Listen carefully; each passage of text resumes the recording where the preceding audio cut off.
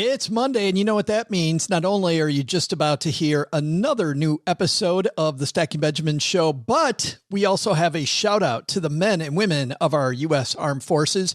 On behalf of Navy Federal Credit Union and our team here at Stacking Benjamins, thank you for all that you do. Let's get this week rolling. A deer! A female deer.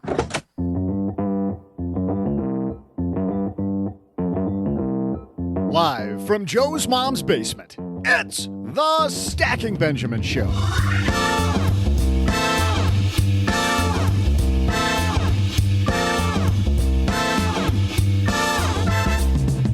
I'm Joe's mom's neighbor, Doug, and how's your budget?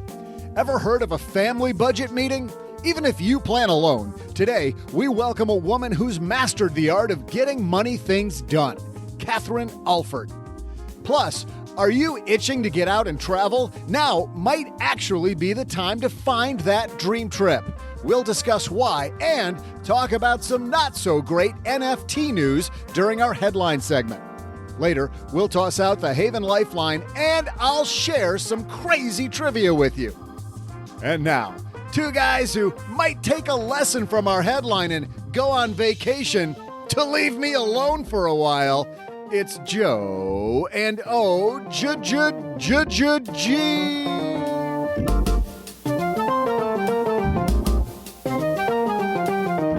Are you kidding me? Every week you're doing the podcast is like a vacation in mom's basement. Cheapest vacation ever. Hey, everybody. Welcome to Staycations for the Win podcast. I'm Joe Saul-Sehy, Average Joe Money on Twitter. And kicking off a glorious Monday, it's our good friend OG. What's up? How was your weekend, sir? Pretty good. Doing a little of this, doing a little of that. Still, on week 2 of my recovery from my shot. So it's great. Everybody should get one. How long are you going to milk that? Like, you're going to be like, I'm only on week 18 recovering from my shot. Don't think I can do dishes now. Yeah. Well, I have retired from dishes a long time ago. But this really kicked my butt. Did you and Mrs. OG have the family budget meeting this weekend? I got yelled at this weekend for busting the family budget. I don't think that that's the actual budget meeting, although Kat Alford does say that conflict can be a part of it. So we're going to talk to her today. She's author of the new book, Mom's Got Money. Can't wait to roll into that. By the way, before we get into it, you can listen to Stacking Benjamins on your smart speaker. Just say, hey, smart speaker, whatever your smart speaker name is, which I should say the name so that everybody's smart speaker pops on right now, but I won't. Hey, smart speaker, play Stacking Benjamins podcast, and it will, boom, automatically play our show. So whether you're listening on your smart speaker, in the car, walking the dog, we got you covered. We got a great show today, but first... This episode is brought to you by Indeed. Stop waiting around for the perfect candidate. Instead, use Indeed sponsored jobs to find the right people with the right skills fast. It's a simple way to make sure your listing is the first candidates see. According to Indeed data, sponsored jobs have 4 times more applicants than non-sponsored jobs. So go build your dream team today with Indeed. Get a $75 sponsored job credit at Indeed.com/podcast. Terms and conditions apply. Catherine Alford joins us. This woman knows hustle. She is going to tell her amazing story and help you get better with the budget. But before that, we got some headlines, so let's roll. Hello, darlings. And now it's time for your favorite part of the show, our Stacking Benjamins headlines. Our first headline comes to us from a site called thedefiant.io. And this is written by Dan Kahan. You familiar with the NBA Top Shot? No, I'm not. I don't know what that is. One of the hottest areas right now in blockchain are these things called NFTs. Yes. And what Top Shot does is allow you to buy a moment, an NBA moment that was a big moment. You get the moment from all different aspects. You get not just, what you would get on a baseball card. It's kind of like a baseball card, but you also get the signature moves. You get game-winning shots, jaw-dropping blocks, according to the Top Shot website. You get the player stats, a highlight description, the play description. Every one of these is individually numbered. And the cool thing is it can't be replicated, OG, because it's blockchain. There is complete proof that you own it. So as Top Shot has come out with some of these baseball cards of the future, basketball cards of the future, I think we can probably safely call it. Of course, then there's a market for them. And platforms, these, in this case, these basketball cards, they call those dApps. So Dan writes, with over $230 million in gross sales since launch, $230 million in sales on a technology that I just had to explain to probably over half our audience what it even is. Already doing very well. An affiliation with one of the most lucrative sports franchises in the world. There's one important question NBA Top Shot fans should be asking themselves: do they actually own their NBA Top Shots? Because if I have this dApp and it's individually numbered and it's mine and I can prove that it's mine, I think that I own it, which means I should be able to sell it, correct? That was going to be my point. Like, so I buy a Michael Jordan dunk and they show it on SportsCenter. Do I get money? Check this out. Top Shot users are experiencing several days of delays in the withdrawal of funds from the dApp, which is struggling to keep up with its massive growth. At least one user has been banned from the application after repeated attempts to withdraw his funds because he triggered, quote, suspicious activity. While the experience may sound familiar to users of popular fintech or Web2 companies, it's a far cry from the self-custody and permissionless experience that DeFi enthusiasts have come to expect. Everybody wants this to be, hey, I own this thing. I could give it to you. I can sell it. I can do whatever I want with it. That doesn't seem to be the case. Last week, a Top Shot buyer and cover protocol advisor who goes by the online name of DeFi Ted documented his struggles trying to withdraw funds from the Top Shot dApp. After 3 failed attempts to withdraw roughly $40,000 in profits, Ted contacted the customer support for NBA Top Shot's parent company, Dapper Labs. Ted said he had completed all necessary know your customer, anti-money laundering identification procedures, had made multiple credit card purchases on Top Shot, and had completed over 350 sales and purchases since signing up in October. Meaning, he's proven, he thinks, that he's not a felon, right? Right. That he's not somebody just laundering money and using blockchain to launder cash. Dapper Labs customer support responded over a week later. They had been overwhelmed with support requests over a week later, but would escalate the case to their compliance team and get back to him within a few days. $40,000. Get this. Upon gaining approval to complete his withdrawal request, Ted discovered that the maximum daily withdrawal limit was $1,000, meaning withdrawing all of his funds could take months. This was further complicated by week-long processing time for every one of those withdrawals, during which time further withdrawals were not allowed. So now we're on 40 weeks of withdrawals. 40 weeks, and probably more than that because of the delay with every single transaction. You cannot do a second transaction till the first transaction, according to this piece, is finished. Wow. Do you actually own this blockchain or not? Yeah. That's frustrating. Interesting. So just like earlier with crypto, where there's a ton of growing pains, it sounds like this is a ton of growing pains as well. Yeah, this is still for all the promise here. And I think it is pretty exciting that you can verify that, hey, this collectible thing is mine. This is mine. This is authentic. Look at how many problems the recording industry had. I remember back in the day when everybody was, John Acuff talked about this, about getting songs off of Napster. Remember when everybody was just using Napster to steal music? No, I would never do that. No idea. You might have heard something of somebody else doing it. I heard other people did it, yeah. But the recording industry had this huge issue. And so that allowed companies like Spotify, Apple Music, Amazon Music to jump in and make deals that most recording artists say is very difficult for them to actually make any money while making music. And you saw what happened with Taylor Swift recently. Remade her whole catalog. Yeah, because someone else had her stuff and she didn't like that. Yeah, I wouldn't like that either. So that's fantastic. But this still, OG, is the Wild West. Mm-hmm. And it goes back to, man, you said this a lot last week, the phrase, know the game you're playing. I think this is another case of read the fine print. Had Ted read the fine print ahead of time, apparently it was there the whole time. You could only withdraw $1,000 at a time. Yeah, it still really sucks though, right? I mean, it does. All you hear about is they're promising that this is your money. This is yours. And you can prove that it's yours. If it's mine, why can't I get my cash? Hey, it's Monday. You know what that means? It means it's time for our TikTok Minute, where we hear in most weeks some really, really good tongue completely in cheek, sarcasm at 100% advice from a TikToker. And today's TikTok Minute was sent to us by a stacker. And you know what? I don't have the name here, and I apologize, but this is fantastic. Check this TikTok video out. Good morning, everybody. I took up a little bit of a new hobby, and I'm kind of interested in day trading. So last week, I bought some stock in AMC. I bought it at about $15 a share. I've been waiting for the dip, and this morning we're down to $11.51, so I snatched up some more. Over the weekend, theaters opened in California, and they have been selling out all show times.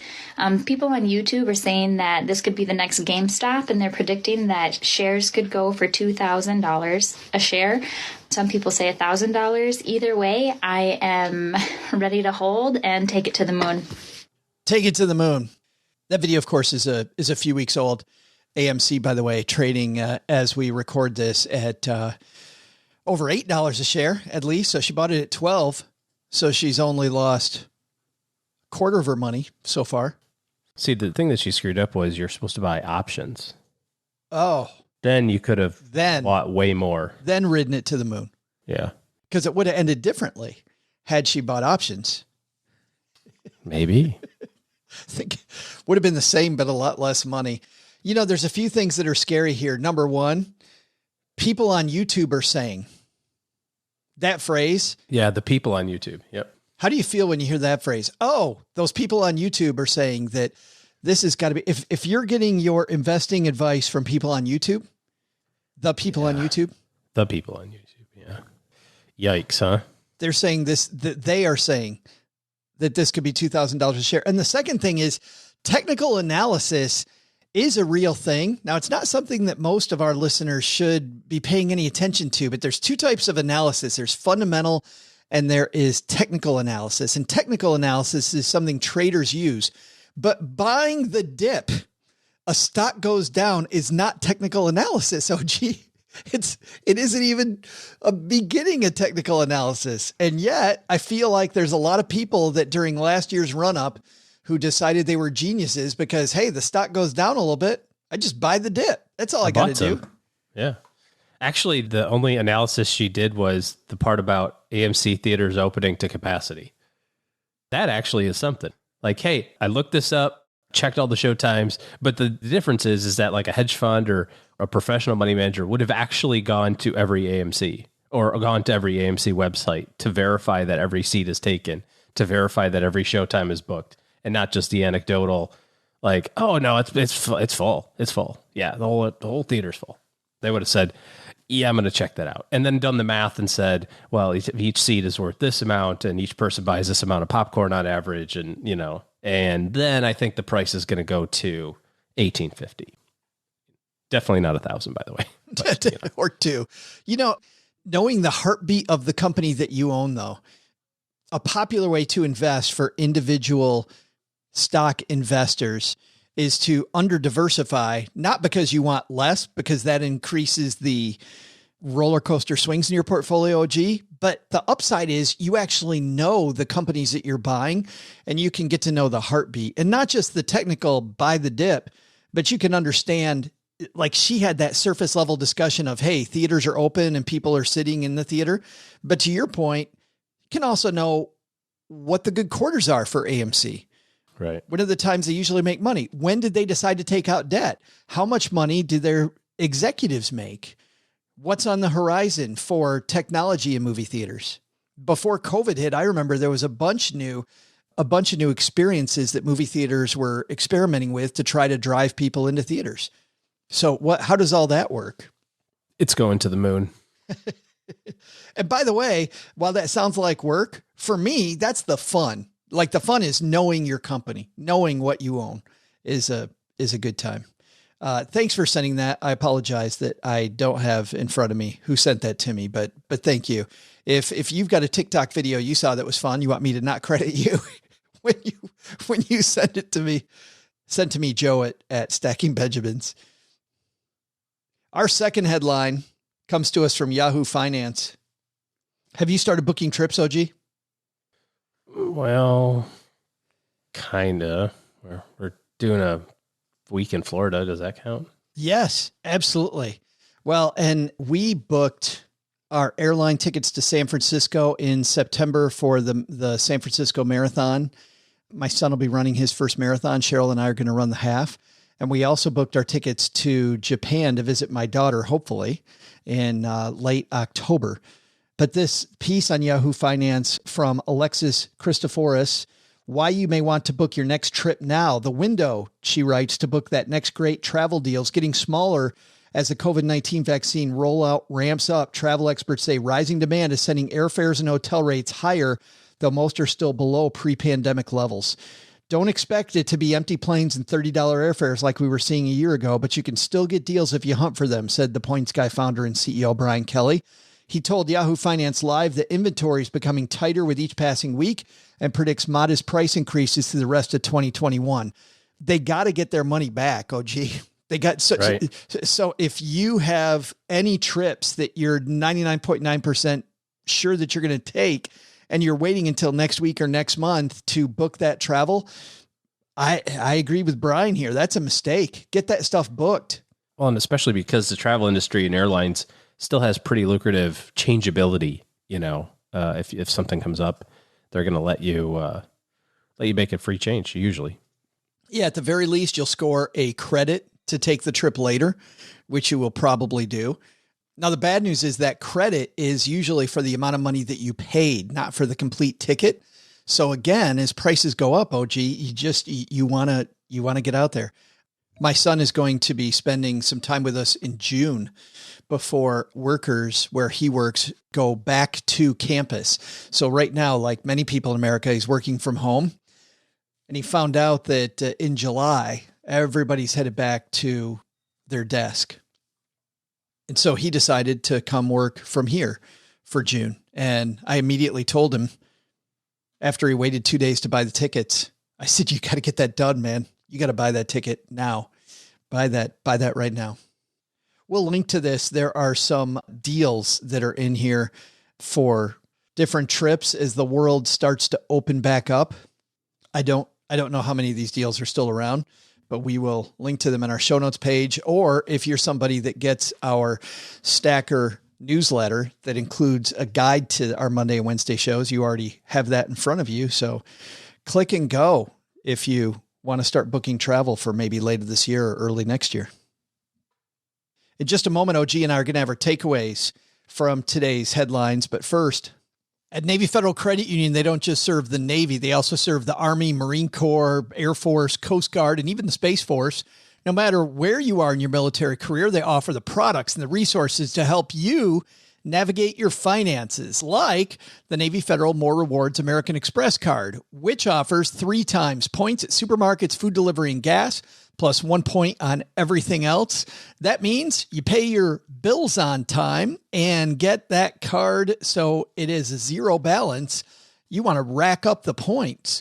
Enjoy special perks and points you can redeem for travel, cash, gift cards, and more. Plus, earn bonus points. Learn more about how you can get 25,000 bonus points at $250 value when you open a Navy Federal More Rewards American Express card today. Visit NavyFederal.org for more details and to apply. Insured by NCUA, American Express is a registered service mark of American Express used by Navy Federal under license. Well, OG, AMC going to the moon, NFTs, not being able to withdraw your money like you'd hoped, and travel beginning to open back up. Grab your tickets. What's your biggest takeaway? I think there's a lot coming on the blockchain stuff still. Like we were talking about crypto even years ago, that the technology is the win, but we're still seeing some headaches there. You stole mine. That was definitely my takeaway. Sorry. Read the fine print, but I'll go with the travel one. I think that if you're going to begin getting out there and traveling now, and be safe if you do that, people, but if you're going to travel, man, book those tickets now, because every travel podcast I listen to is beating this drum now. Get it now. And you can see it when you book trips. You can see that you're not the only one there, starting to ramp it up.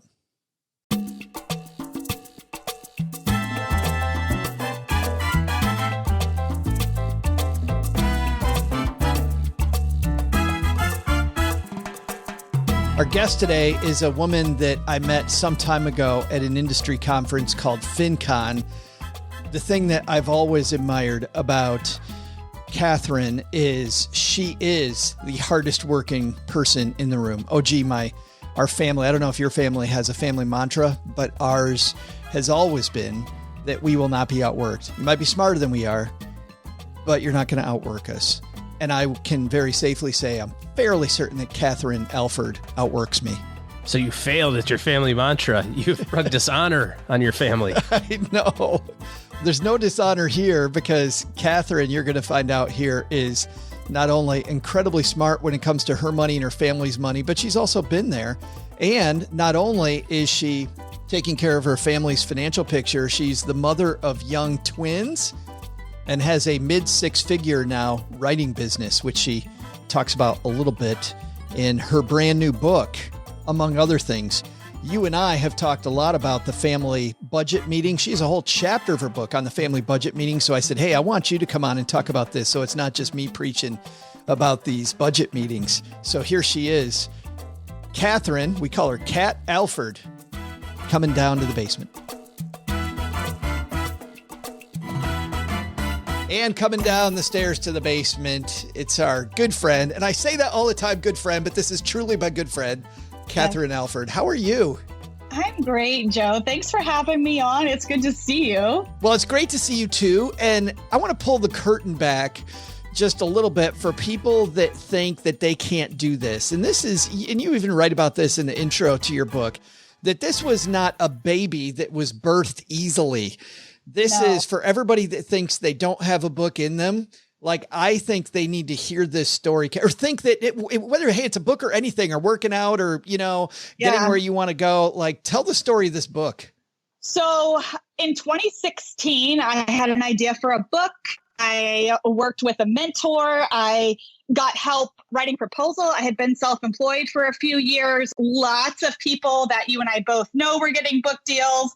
And I'm like, this is my time, And I had such a hard time selling this book. First, just so many challenges getting a literary agent. Then once I got a literary agent, I spent probably about 2.5 years getting rejection after rejection after rejection. And when I got my 20th rejection, I took a step back and I took some time to really think about it. I ended up switching literary agents, kind of reworking the proposal a bit. Can we talk about that? Can we talk about that for a second first? Because I don't want to step over some of these things. Do you think that an issue was that you had the wrong people in your corner? Like, we talk about the importance of mentorship and who you're surrounded by. Was the agent part of the problem?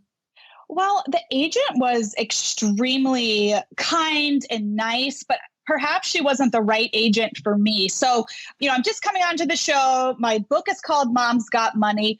After 20 rejections, I think perhaps the agent should have figured out, what the problem. Clearly, there's a problem. Clearly, I would get so much feedback like, wow, Kat, you've got this amazing platform, but we just bought a similar book, so it's a no. And then 2 hours later, I'd get wow, we really like your writing, but your platform's way too small. And so I was getting all this really conflicting feedback. And it wasn't until I switched literary agencies where the agent was able to identify the problem. She was like, look, I was trying to write a book to teach moms how to build a business.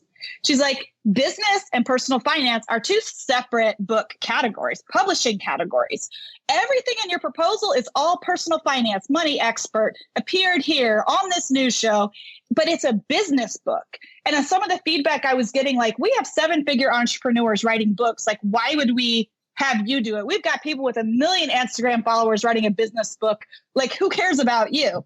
So she said, you can still write a book for moms, but it should be a personal finance book because that's your business. See, I think for us in personal finance, because it is our business, they're very interconnected for us. Yeah. But in the book industry, there's a lot of people with businesses that have nothing to do with personal finance. But for us, they're one and the same. And so I really had to separate that out. And once I did that, and once I fixed the proposal to be purely a personal finance book, that's when I sold it. And I got 3 offers. I think that's so important for people to hear. I feel like often we have the wrong coach and we think because of that like all coaches suck. And that's not the case. Yeah. I think it's more surrounding yourself with the right people. But this story also, Kat, is very, very, very, very personal while you're giving people great advice. I want to kick this off with 2 stories you tell near the beginning of the book. The first one is you find out you're pregnant. Mm-hmm. I've known you for a while. You're slightly, I don't know if OCD is the right word, but a little bit type A. Just a little bit of a, what do you mean, Joe? What are you trying to say? Let's just put it this way. When you wrote in the book that you took 10 different pregnancy tests just to make sure and confirm, I'm like, yes, I completely believe that. So he was like, yep, that's Kat. But so just so everyone knows, Joe and I have known each other for like 10 years. Right. He's like, yep, that sounds about right. That is you. But you're at the hospital. You and your husband, Jonathan, are at the hospital and getting an ultrasound. And tell me that story.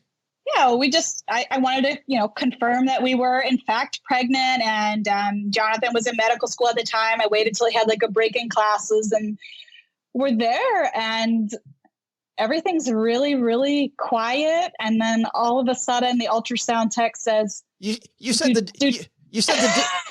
dude, by the way." And I know I'm butting in right at the wrong point. But you said that the dude like didn't say like 3 words the whole time at all. He was very quiet. It was like deafeningly silent. And of course, like Jonathan's so professional, like med school student. And I'm just like, I'm inside my head, like screaming, like, is anyone going to say anything? And he goes, do twins run in your family? And I mean, I just start, normally I'm kind of like, prim and proper a little bit. I just start cursing and I'm like, holy, you know what? Like, over and over again. And I'm embarrassing my husband. And right there on the screen, there's 2 little dots. Crazy. It was an insane day. I remember that day for us too, that when Cheryl stopped by my office, I didn't get to go to the ultrasound because I was in my first year as a financial planner, and brought the ultrasound picture, and she goes, see this and see this. Yeah. She goes, those are 2 hearts. And I immediately thought we had a deformed baby. Right? Oh no, that's awful. Yes, yeah. Somebody with 2 hearts. Because your mind doesn't jump to like 2 kids. No. So I couldn't believe it. So immediately you are now a young mom and with a husband who is in his, in medical school. Second year. So long way to go before, like so long to go before anything exciting or interesting happens, like so many years to go. Yeah. And then he starts a residency halfway across the universe in Detroit, Michigan. And you then, fast forwarding, are at the grocery store in line. And this story is not that long ago. This is 6 years ago. Yeah, about 6 years. The kids were 2. They just turned 7. So right when we moved here. Yeah, so tell me what happened at the grocery store. The thing is, Joe, and I haven't shared this story ever because I had such shame about it. I'm supposed to be somebody that helps other people with their money, and I did everything right on paper. And I think this is what a lot of people are going to relate to. I chronicled me being pregnant with these twins to thousands of people on my blog. I shared how I was growing my business, how I became self-employed 3 months before I had them. I saved up a $10,000 baby fund. I saved up so much money to have down payment, on the apartment. I had so many different savings accounts and it was so organized. But by the time we had them, they had their NICU time. We moved across the country. We did all of this. It was dwindling. And I ended up having to use WIC, which is a government program for low-income mothers, because the twins needed this super expensive specialty formula. And I'm looking at our bank account and I'm looking at the dwindling savings, and the pediatrician's like, you can get formula for free. So I take the WIC checks for the first time to the grocery store. And I'm like, you have twins. And I'm sure you can remember those early days where you're like dead, like you're raw. Yeah. You've been up all night. Zombie. Like I'm not my normal self. Like I have just moved across the country with these babies, and I'm holding this WIC check, and I tried to give it to the cashier and they have no idea what it is. She was like, I've never seen one of these before. So I'm already embarrassed. Like I already want to like die and crawl into the floor. She gets on the intercom on the entire grocery store and says, customer needs assistance with a WIC check.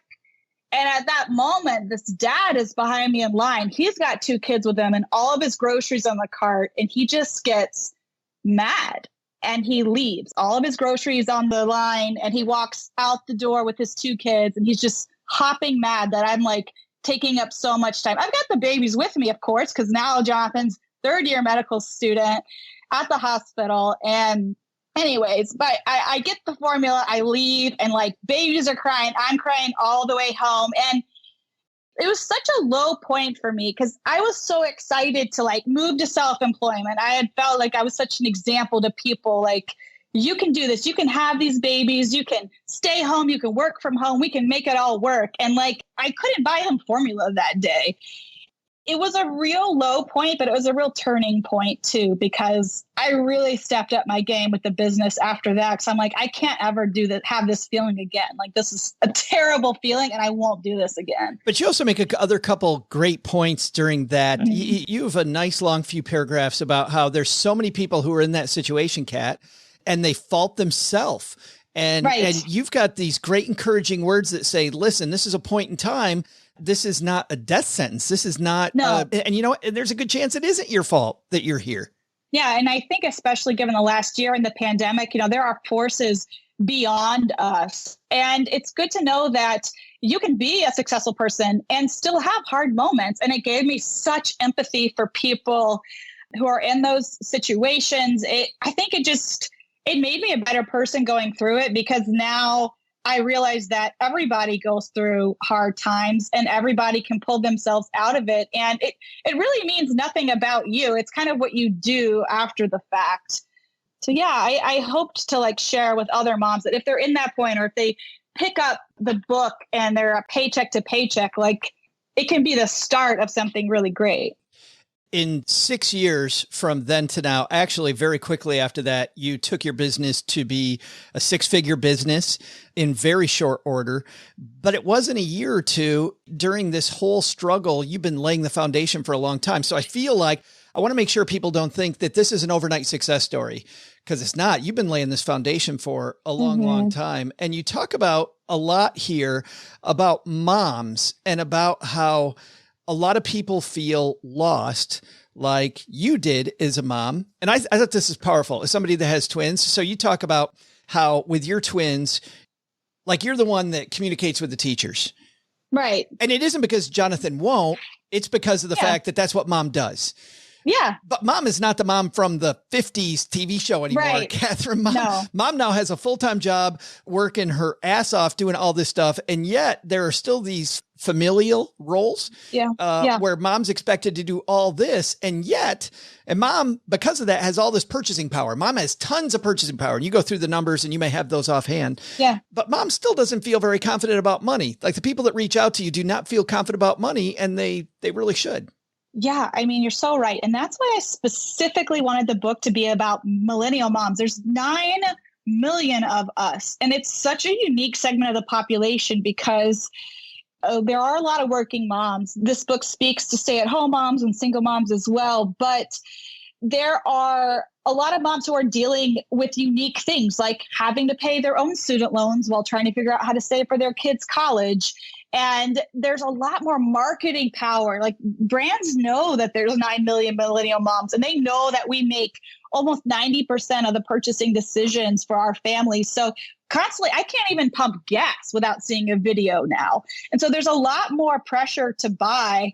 And I understand that this is a different time and place. But yeah, I talk a lot about there's an emotional toll of being a mom. There is an emotional load of being the primary decision maker. At the same time, one of my arguments is that because you're the primary decision maker, like you're a leader in your family and you already have all of the skills and the power necessary to be amazing with money. You just don't realize it yet. In my family, if Cheryl doesn't want to do it, we ain't doing it.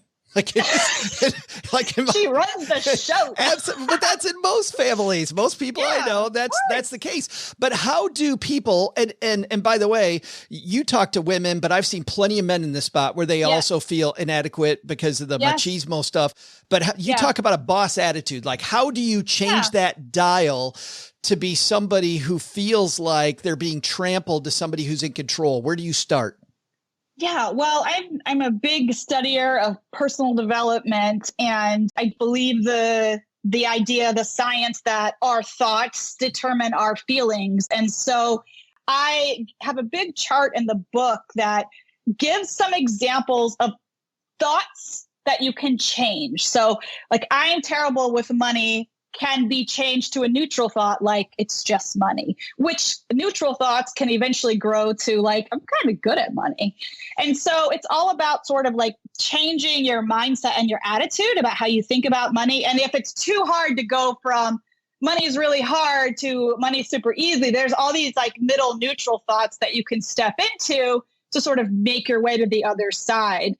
That's part of what the boss mindset is. It's just about having the confidence. And the way that you get confident with money is that you just practice and learn. You try, you fail, you work on things, you read, and just like learning anything a little bit every day, you'd be surprised 6 months from now how much you can store in your brain and change. I love the envisioning that you talk about too, that you think about yourself as the CEO.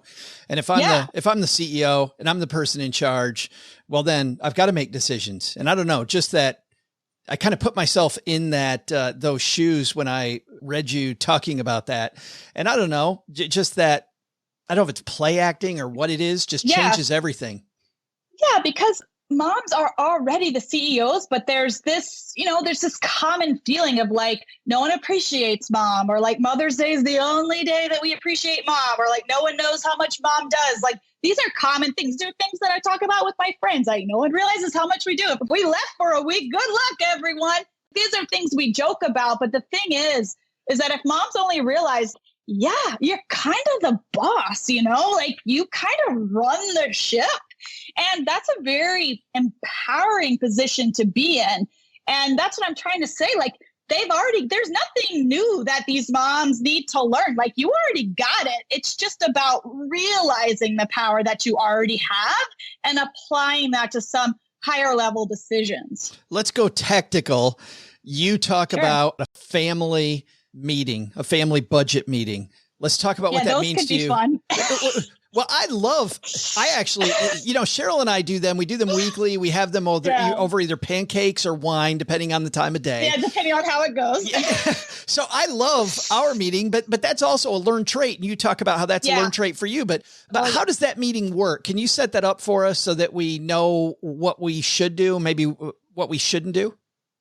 Yeah, well, I think like the first step, especially if you've never done this meeting before, is realizing that it might kind of suck at first. But again, with anything is that you get better with things at time. You might even look forward to it over time once you get used to it.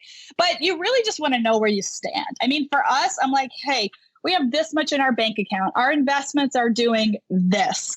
These are the things that I would like to buy. Like, this is, we kind of have this agreement. If something's over $50, ask about it.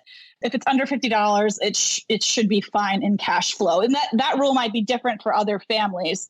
So you go through it, you sort of check your expenses, you know where you stand. And that way, like if you got a little spendy with your restaurants the month before, we do it once a month. It's kind of like, hey, maybe in April, we should like stop fully funding the Thai place down the street. Like maybe we should, and you just kind of adjust naturally from there. But it's a good time to talk about your goals. I always say to really start with the big goals. That way, if you get a little touchy about stuff, I say touchy, like it can get intense sometimes. you remind each other, hey, we're on the same team. Let's go back and look at the big goals, the long-term goals, and let's work backwards. Okay, maybe that big trip, maybe it shouldn't be that expensive. Maybe it should be this because we want to be here in 5 years. So yeah, we do that once a month. I had to laugh that some of the conflict that you had was over hair care products, and not for you, but for Mr. McDreamy. Which, for McDreamy. Yeah, which I'm going he's got to. That nice hair, man. I'm going to text him and call him McDreamy from now on. You should. You should. I heard about your hair care products, but you say tension's okay. Yeah, but that's the funny thing about us is that I am so frugal. I will never buy things. Everything nice that I own has been a gift from Jonathan. Like if you see me in Lululemon pants, I promise you, I have not been at that store buying them for me. It's been because he's bought them for me. I won't do it. But Jonathan, he takes very good care of himself. But yeah, early in our marriage, he would go get his haircut and come back with just jars of stuff. And I'd be like, what is this? And it's texture. It's I don't you see me right now and I've got, I get my mom bun. There's no texture here. But yeah, he's funny about that stuff. So yeah, those are some of the really early days, when we had tiny budgets. I'd be like, you can't just buy texture every time you get your hair cut. But, now it's it doesn't matter. But that's good. Years later. But you have to have that fight. I mean, you have to have that discussion. You can't, because you know what happens, Kat. You've had plenty of people write you about this. They bottle it, right? Because they don't know how to bring it up. And I don't know that reading your book, I thought it's not about style. It's about just doing it. Yeah. Jonathan always says the best thing about me is that you always know what I'm thinking. And the worst thing about me is that you always know what I'm thinking. So there's not a lot of bottled up rage. It always comes out. But I think it's good to talk about things as they happen. I think I compared it to a Minecraft village in the book. You move the couch, at least in my house, you move the couch and there's always Legos under it. If you keep sweeping it under the rug, you're going to have a whole Minecraft village and it's going to be a lot harder to deal with. So it's easy to bring it up and be like, hey, you're buying texture a lot, and that's really adding up. Okay. But you go back to the big goals, which I love where you started there. And I don't want to walk away from that. You start off with what your big dreams are, and you and Jonathan have written down those big dreams and what you really want to have happen. And you kind of go back, because it's not about hair products. It's about, we want this stuff. Correct. I think there's a balance. And I think in our family, it's not I know everything because I'm the money person and I wrote the money book. It's I have to realize to step back and that I can't control everything because it's about a partnership. And then, he has to realize it can't all be work hard, play hard. It has to be wait, we got to think long term. We got to think this. So we're very different, but we have the same goals. And it is those goals that kind of help you navigate the little sticky moments as they come up. Because for us, we're trying to build generational wealth. We're not trying to just, we're not trying to retire early. We're trying to be the first among a long line of people who have a lot of success with money. And that's a big responsibility that we're working towards right now. And it's also responsibility though, that the self-imposed, which I think is cool. Nobody gave you that goal. That's intensely your goal. Speaking of that, and I want to leave this here. The apple doesn't fall far from the tree. You shared recently with me, but also on your Instagram account, which is always very interesting. We'll link to it in our show notes page, that your son also has some pretty damn big goals, Kat. I know. I sent you a picture because I'm I got to show this to Joe. Yeah, he's the kids get an allowance they have to do 3 specific chores to get the allowance. And you know me, I'm hardcore. I'm sorry, you didn't do this. I'll give it to one twin and not the other if they didn't do their 3 tasks. I mean it for real. This is not, I'm not just handing it to them willy-nilly, and they know it. So I give them $5 on Fridays if they've done their tasks. And my son's saving up for some huge Lego. He changes his mind. He knows the prices of all the Legos. Someone gave him a Lego for his birthday. He's like, thank you. This was $20. I'm no. I'm so sorry. He loves numbers and he memorized the Lego catalog. I'm really sorry about that. But he also, what we talk about here all the time, begin with the end in mind, right? I know. And he begins with the end in mind. He knows that he's got that focus. Yeah. And he is very focused. And one of the things I loved is he said, well, this leg goes 70. So if I have 100, I'm going to have $30 left. So he's constantly thinking like, what am I going to have left after I spend it? So to restart the next goal. So he's very focused on that. And my daughter is super creative. So I keep saying like, she painted a pair of shoes the other day. I'm like, all right, whatever. So I'm like, okay, well, you can sell painted shoes. Like that could be a business, and I'm trying to say like, if it was a business, what brand would you call it? And she was like, well, I think I'd call it, Rainbow Wars. I'm like, yeah, you can sell this. If you enjoy doing it, you can make money doing what you love. So I'm always trying to teach them different little things so that, I'm not going to just pass everything down to them so they can, eat Cheetos all day. Like they got to carry it on and do their own thing. But back to your son. Yeah. Back to your son. You see his desk. Yeah. Yeah, he taped it all up in front of his desk. He's got the goals all written right in front of him, man. Keep it. It's like what you always hear about putting it on the mirror so you see it in the morning, man. He sits down at his desk. He's got the goal right there. Right there. And it's all like +5.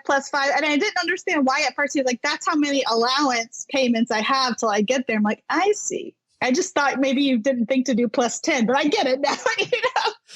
The book is Mom's Got Money, a Millennial Mom's Guide to Managing Money Like a Boss.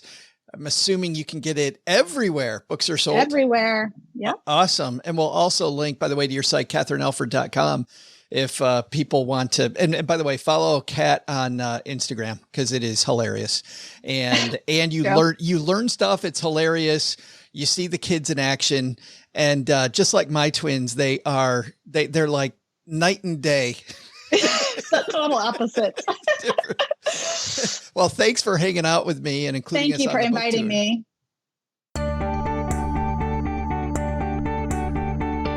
Hey, trivia fans. I'm the head of this little podcast family, Joe's mom's neighbor Doug. Did you know that America's first family made their on-air debut on this date in 1987? The Simpsons have managed to stay relevant for a long time, but I think I could have done better. Like, Homer is always going after those chocolate donuts. Doesn't he know that glazed are America's choice? I mean, come on, Homer. And he's always strangling Bart. Did I miss the Child Protective Services episode? Or speaking of Bart, how many times does that kid have to write on the board to finally learn his lesson? So we all know that Homer works at Springfield Nuclear Power Plant. So our question is this. What form of energy powers more of the U.S., nuclear or wind? I'll be back faster than you can order a dozen glazed donuts.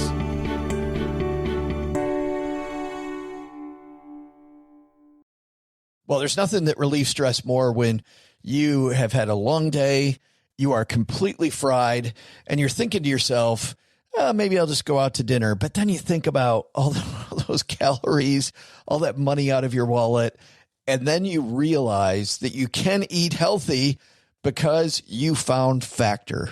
Factor is ready in 2 minutes.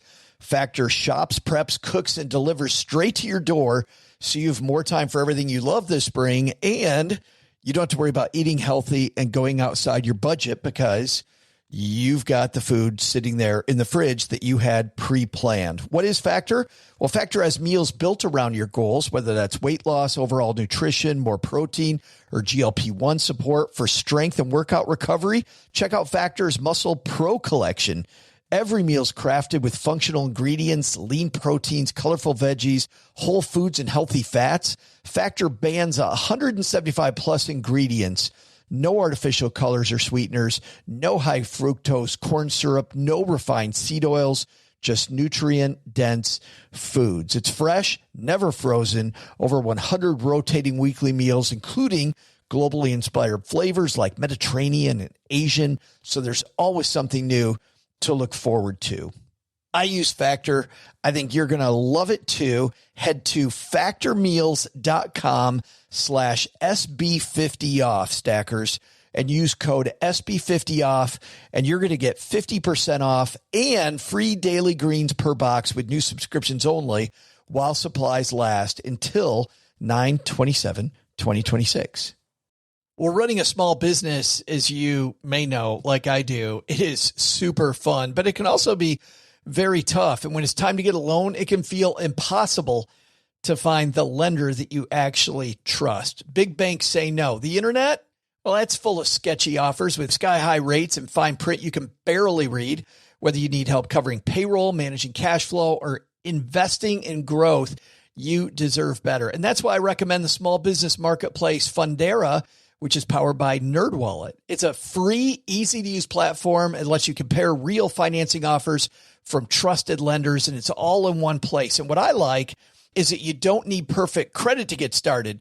There's no spam. There's no bait and switch. Just personalized options that fit your business needs. Nothing I like better than a place that treats me the way that they would want to be treated. Using Fundera is a super way to quickly compare options and make your best funding move the way any great business owner would. Here's the best part, though. For a limited time, when you visit nerdwallet.com/SB and fill out the no obligation form, you're going to get VIP treatment and talk with a real person who knows all the ins and outs of small business lending. And you can tell them specifically what you're looking for. They can tell you specifically which options you should probably consider most. Don't risk your business on unreliable lenders. Go to nerdwallet.com/SB to learn more and find the funding you deserve. Fundera Inc. NMLS ID number 1240038.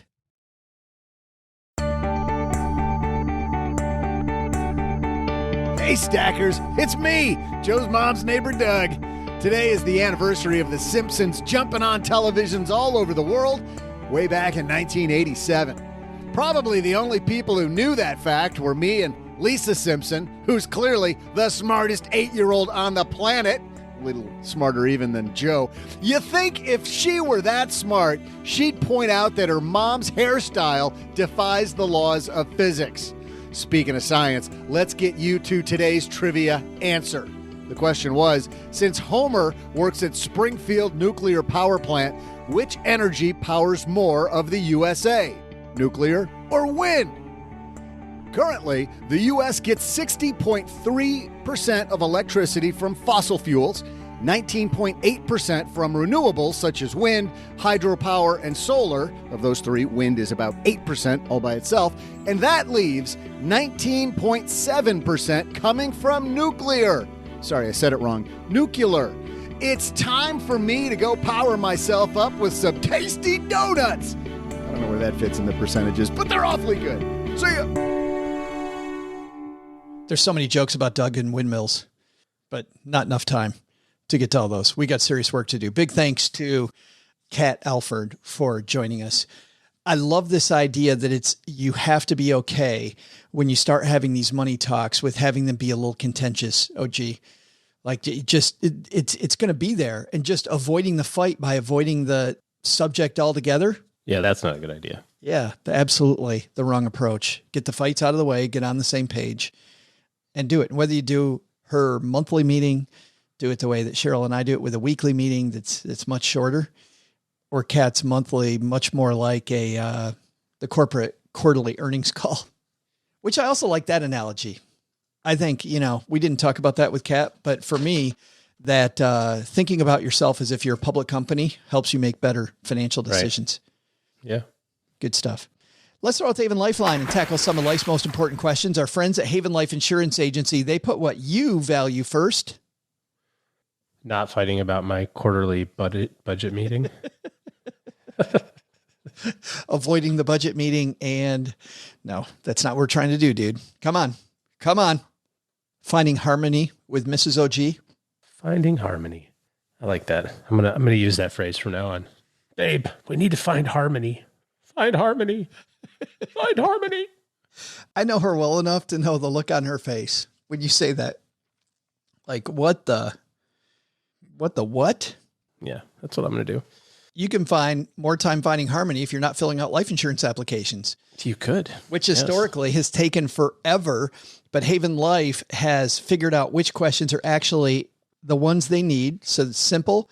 They've moved it all online from that big old paper application, and you get an instant coverage decision, affordable prices, and policies issued by their parent company, Mass Mutual, which of course has been around for more than 160 years.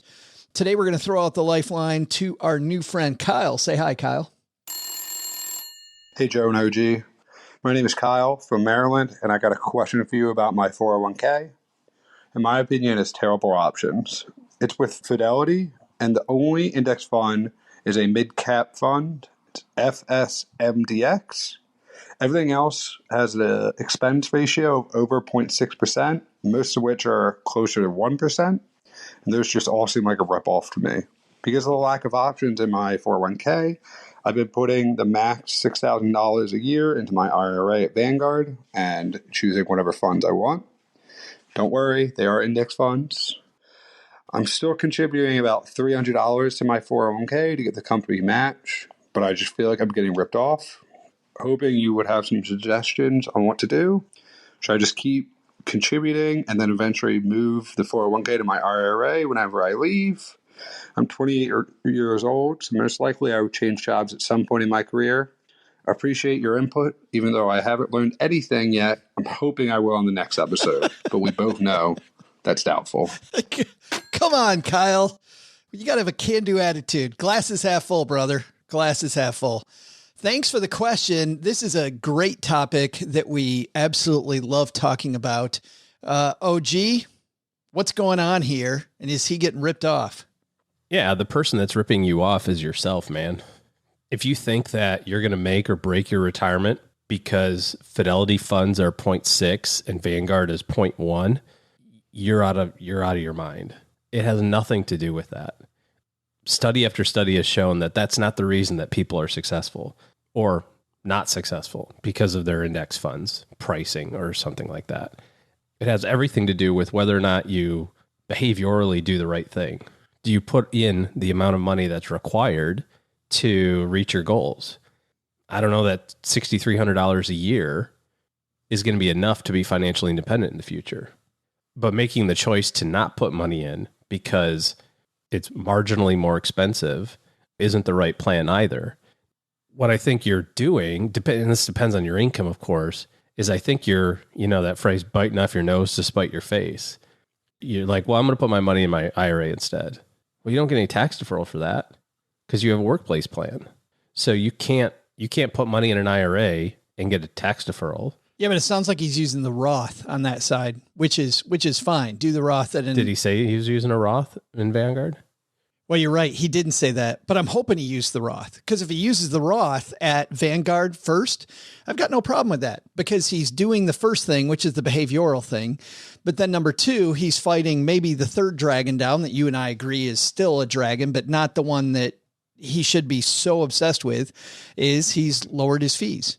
Yeah, except for the fact that, listen, having seen this and done this a million times, there's going to be something that comes up that makes him so he doesn't max out his Roth this year or next year or in 5 years from now or something, right? There's going to be some excuse that happens because it's not automated. It's not coming out of your paycheck. And all over, because the expense ratio on this $6,000 is $3 more, if my math is right. I mean, it's not the $3 or it's $30. I don't know. I'm not going to bother getting on my calculator. It's one of those two numbers, but that's not going to be the thing that makes it or breaks it. You know what I mean? It's so exhausting listening to people argue this point. Meanwhile, they put all their money in Vanguard Total Market Index, which is heavily dominated in large cap. And, missed out on a 50% return in the last year because small caps were better than large caps, or don't have any international exposure, or the market goes down 50% and they take their money out because they're petrified, and it sits in cash for a year before they put it back in. All of this stuff is not the solution because of the fact that, Vanguard's got this amazing expense ratio.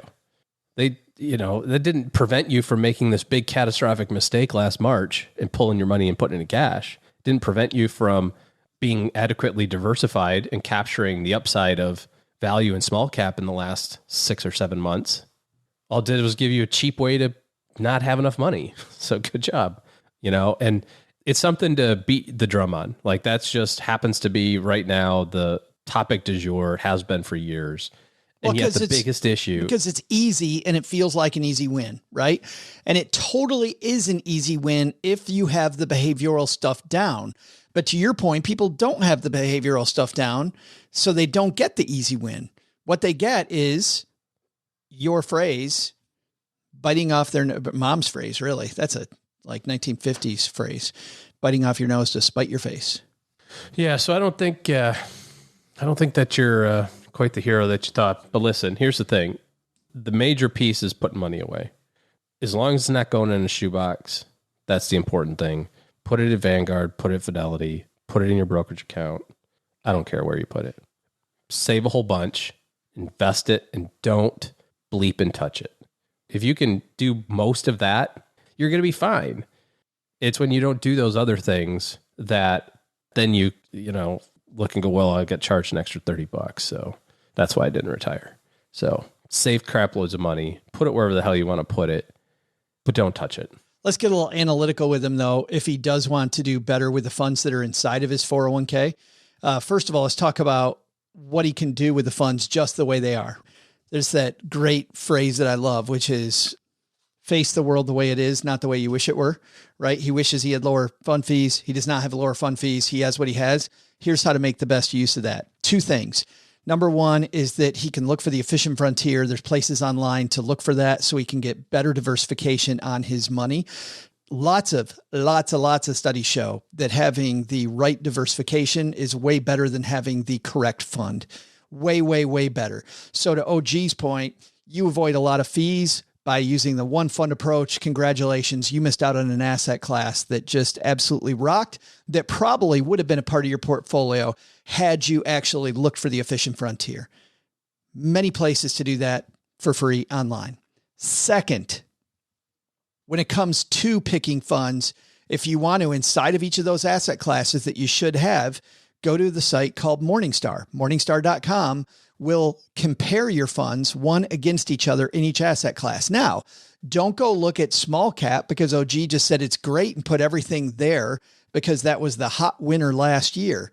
You have to dive into the whole picture, which is why you start with what pie chart do I need to start with my goal. And then I work backwards from that point. So if I need 20% in small cap, then I'm going to go look at the small cap funds that are in my 401k.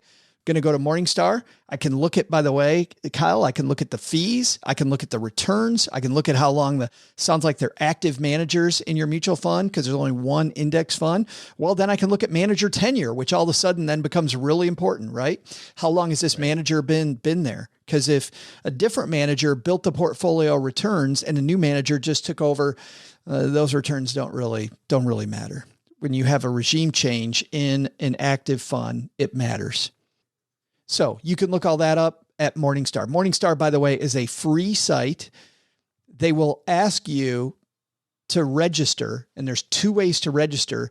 They're going to try to get you to do a paid registration. That's more for pros and for people that are going to use it a lot. For you, there's also a free registration. I recommend doing that. I've had my Morningstar registration for ever and ever and ever, my free one. And I'd say I'm there 3 days a week. Beyond that, then, let's talk about why his 401k OG is the way that it is. And Kyle, probably, I would guess, I'm just guessing here, but like you said, you've done this a long time and it is behavior, not fees, that wins the day. But also I would think based on your and my experience, Kyle probably works at a small company. And because of that, he's using versions of these funds that allow the small company to offer a 401k in the first place, which means he's going to eat some of those fees that in a bigger company, a lot of the time the big company will eat. You think that's true? Yeah, maybe, and he can bring that up to management. You can ask them to review it and see if they can't get you a better deal. That would be another thing that you could do for everybody else too. Yeah, I would definitely. And I wouldn't just go complain and say the fees are high. I would even at Fidelity, Kyle, I would show them different funds at Fidelity that you like. So if all the funds are Fidelity funds, just find different funds where they already are and saying, listen, we could even keep the same people that we have now. I don't understand why we're using these high cost funds versus the other ones that are low cost funds. And begin to bring it up, because a lot of the time, and we're having worked with a lot of HR people back when I would go to companies and explain their benefits to them, a lot of HR people will tell you, everybody thinks nobody's paying attention. And when someone like you says, hey, I think we can do better. And you show them a positive way to do the same thing better. Win-win. Yeah. Can't promise results, but I think that that's good for everybody. And then finally, I do like what you're saying about rolling it over when you leave the company. The only thing to watch out for is that when you leave the company, if you need money pre 59.5, you may want to leave some money there if you plan on accessing some of that money before 59.5, because some 401ks allow you to get at your money before 59.5. And with an IRA, you're going to have to jump through some hoops to do that. So make sure that rolling it over not only meets with the fee structure that you're looking for, but also with your long-term goals. But I think, OG, you and I have met a lot more people that have become multimillionaires saving into what you and I would classify as the wrong funds than I think a lot of our money friends would think would be the case. Yeah. Which also shows you that it's not that. And do you want more money? Yeah. And do you like lower fees? Yeah. But behavior to win the day. Don't put less money in, because to OG's point, you're just hurting yourself. Thanks for that question, Kyle. You got a question for us? Head to stackingbenjamins.com/voicemail. And like Kyle, you too can get some greatest money show on earth swag that Gertrude is sending your way, Kyle, for asking the question. Thanks for that. All right, that's going to do it for today. Man, we got a lot of people to thank. Not just Kyle and Kat, but all of you for hanging out with us again on another Monday. Coming up on Wednesday, William Green joins us. We're going to talk about billionaire investors, some of the top investors, and being not just winning with money, OG, but winning at life. What can we learn from them? I think there's going to be a lot. Last but not least, if you're somebody that needs financial planning help in your corner, need to do a better job in 2021 than you did in 2020 or before, OG and his team are taking clients. Head to stackingbenjamins.com/OG, and that will lead you to their calendar, and you can interface with OG and his team to see how you can make better money decisions in the future. All right, that's going to do it for today. Doug, you got it from here, man. What should we have learned today? So what should we have learned today? First, take a lesson from our headline. With the world starting to open up in response to COVID-19, now might be the time to travel before prices return to pre-COVID levels. Second, take a lesson from Catherine Alford. The money meeting?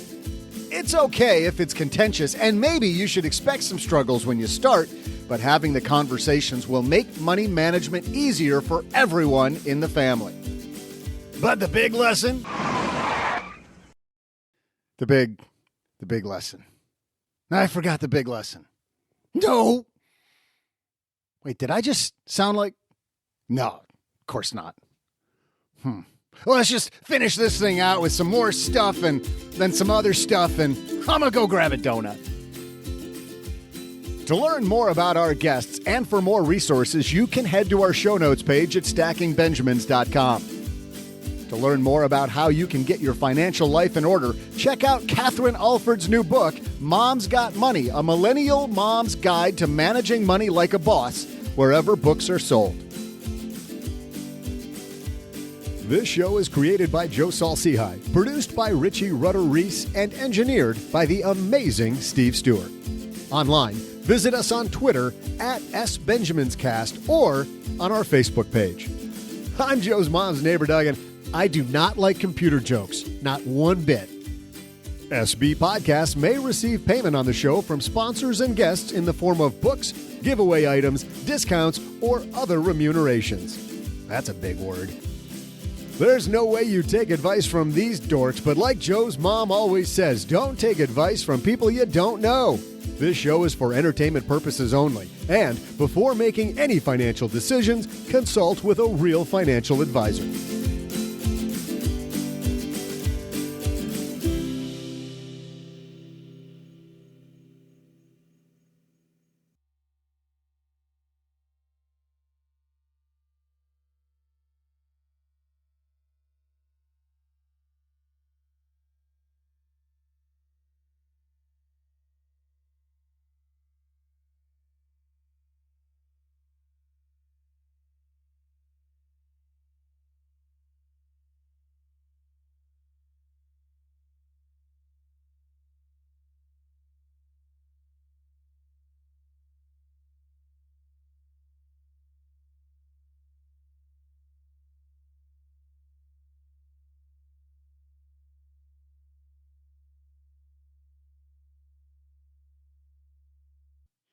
Welcome to the after show.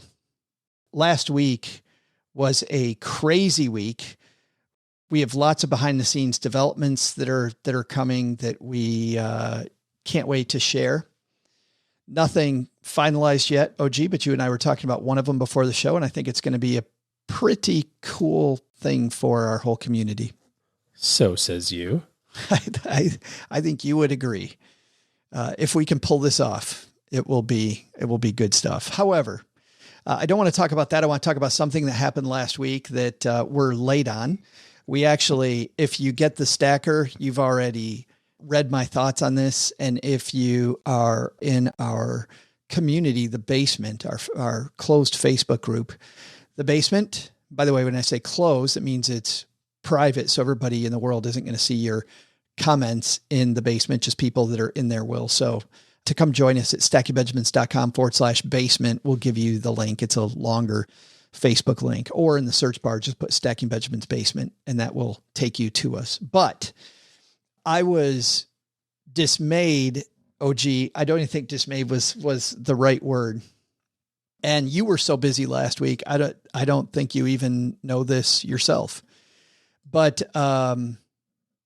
I was doing some work in Apple Podcasts and I clicked on our show. We're doing some work, by the way, on our descriptions of our show on our website. If you go to the website, you'll see that Richie and I have done some work there, making it easier for people to find what they need for help in whatever area.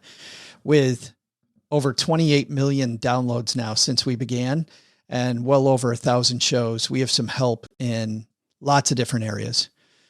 But the thing that was frustrating for me was a person named Great Show No Joke gave us a 3-star review that said, Robinhood a sponsor now. And I started laughing because I thought it was just some of the crap that you get sometimes with reviews. People are surly. I try to take the stank out of some reviews and go, okay, what can we do to make this better? And a lot of the time it's helpful. It'd be even more helpful, by the way, and you'll see why at the end of this, if we could have a conversation. And I feel like sometimes people are leaving reviews where they really want to leave me a message. They're trying to give me a message because they like the show and they want it to be better. And obviously so do we. So in this case, it says, I love the show, but this feels like a huge sellout with all the negative comments voiced on the show about Robinhood until they write a check. What the hell? Like as if I'm waiting for Robinhood to become a sponsor of this show. Like why would we do that? That doesn't make any sense at all to me. Our job on this show is to point the finger where the finger should be pointed. So when Wells Fargo had their problems, pointed to that. Bank of America's had problems. When there's fraudsters in the industry, and time after time when Robinhood lies to you and you get these fanboys going, hey, it's okay. It's okay. They're not that bad. Yes, they are bad. And they continually lie to you. I feel like to some degree, that's our job. So imagine my dismay then when after I read that, within the hour of reading that, OG, I get a letter from Brittany who signs up to the stacker, and she just hit reply and said, hey, I love this guide to today's show, but I just can't understand why you have a Robinhood ad in today's show. And then I understood what the review was. And then I realized that someone at Westwood One hit a button incorrectly and added a Robinhood spot to our show. Oh my goodness. I know, which some people in our basement Facebook group said, I was waiting for the joke. Sometimes we will have joke advertisements, right? We'll have these parodies. They were waiting for the parody, but there was no joke at the end. There was no parody. It was a real Robinhood ad. So I want to address this a couple times. First thing I did was we went to Westwood One and told them how our credibility with our audience is what we value the most. And they helped us erode that. Of course, the person that left this review is probably going to leave it up, and everybody who's new to the show is going to wonder what the hell we're doing, but it is what it is. I can't do anything about that now.